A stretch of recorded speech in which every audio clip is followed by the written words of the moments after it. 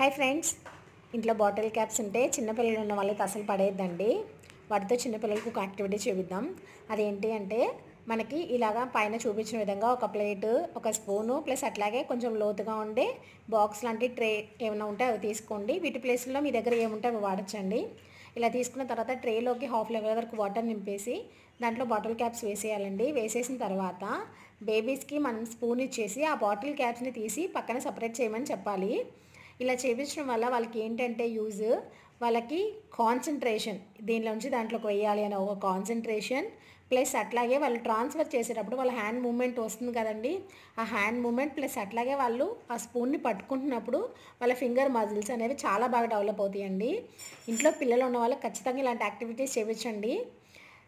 ఈ యాక్టివిటీ మీకు ఎలా అనిపించిందో మర్చిపోకుండా కామెంట్ చేయండి. వీడియో నచ్చితే లైక్, షేర్, సబ్స్క్రైబ్ చేసుకోండి. Thank you for watching.